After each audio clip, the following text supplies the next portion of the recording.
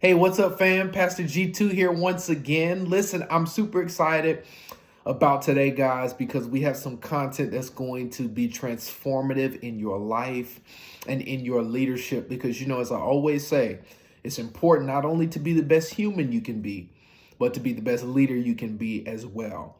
And a part of being the best leader you can be is learning how to build your people. So if you're serving in any capacity, any organizational capacity, company structure, you're getting ready to take on a new role, this is going to help you to understand what this looks like from a very practical way. So as we look at building our people, you have to realize and understand this, that you will have to deal with more problems with your people if you don't walk with your people. The less time you spend walking with your people, the more time you will spend putting out fires with your people and dealing with issues and problems. Most individuals who have been in company structures in their lives, studies have shown, Oxford Economics did a study, studies have shown that most employers, or employees, I should say, truly value a boss that cares. They value a leader that cares about their work-life balance and cares about coaching and feedback for their performance and what they're doing in their job. So that's critical. That's important. One of the more defining moments for me, fam, in my leadership journey was when I had a conversation with someone who I had been serving in my leadership capacity. We're having a conversation. She was telling me about some of the life things that was going on in her situation, and I just gave her some insight about what I felt like would be good for her to do in the situation that she was dealing with in a relationship. And it was as a result of that insight that she quickly made a decision. She quickly reached out to the person, had a conversation because of the counsel that I gave. My point is this: that defining moment in my leadership had nothing to do with executing a business plan. It had nothing to do with executing an event. It had nothing to do with executing the proper channels in a budget. It had everything to do with building someone up and helping them to make a decision for their life.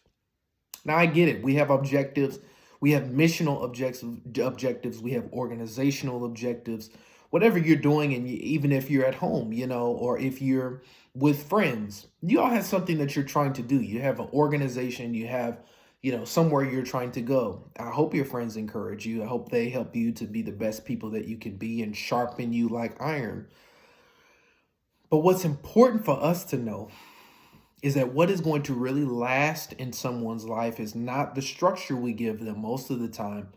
Most of the time, it is the building and the making that we give them, that we encourage them to be the best them that they could be. Because really what that taught me was that it wasn't that my impact wasn't just what I executed. My impact was in how I shared my life and my experience with others. And that's what's going to draw us into long-lasting and life-giving relationships. Could it be possible that the more important thing in our journey, in our life, is to help bring people to a better substantive quality of living? Not just help them to be great leaders and be great managers and company people.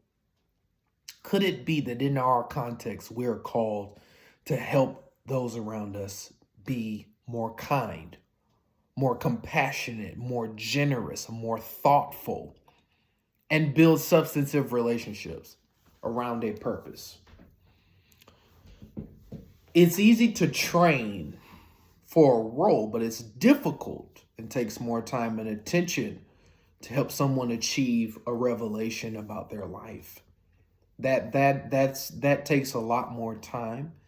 It takes a lot more intentionality and a lot more purpose to walk with someone through their life journey and in their life situation.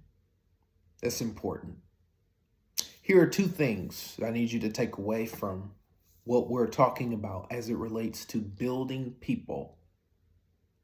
It is making versus moving. Jesus says very clearly, he says, follow me and I will make you fishers of men. He doesn't say follow me and you already are fishers of men. He says follow me and I will make you fishers of men. In other words, there's a process that you have to go into with me that I will make you into something greater than what you are. I see that you're a fisher, but now I'm going to make you a fisher of men. I see that you're a leader, but now I'm going to make you a leader of men, not just a leader of yourself. Not just trying to take care of your own finances, but helping other people to build their finances. Not just taking care of your own business or your own responsibilities, but helping others to steward the responsibilities that they have. The key to getting people to move in your organization, if you're a teacher, if you're educator, if you are a lawyer, doctor, whatever the case may be, if you're in media or the arts, the key to getting people to move is to make them. Invite them into a journey where they will be made into something greater. Invite them into a space where they will be made. Then they will move mountains in your vision and for your organization. It's not that we do this for that motive. That's a negative motive. But if you invite me to be made, I will move for you.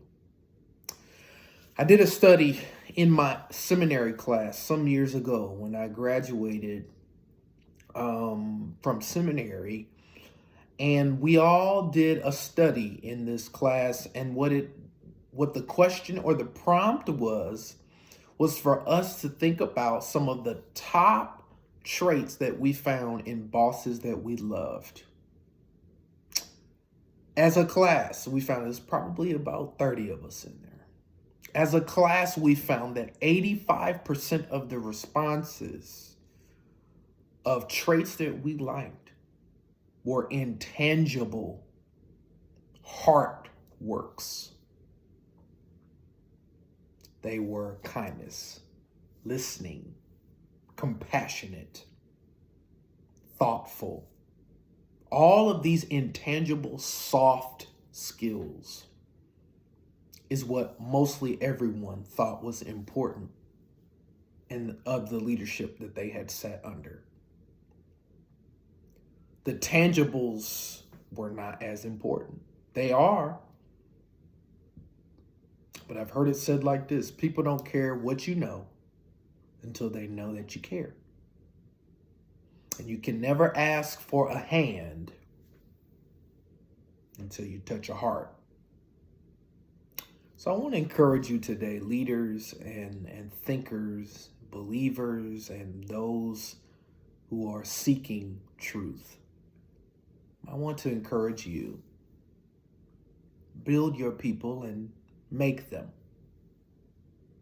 That will be a sustainable plan that will take your leadership trajectory into building fountains of wealth in the hearts of people that will not only supply the resources for themselves, but for the vision that God has given you. Listen, guys, I pray that this message was encouraging, that it causes you to be thoughtful, and that you would go out this season of your life and endeavor to be a maker so that you in turn create movers. Listen, guys, as we wrap up, be the best you can be before you lead them. Because until you're the best you can't be the best leader. Love you guys. Talk to y'all soon. Peace.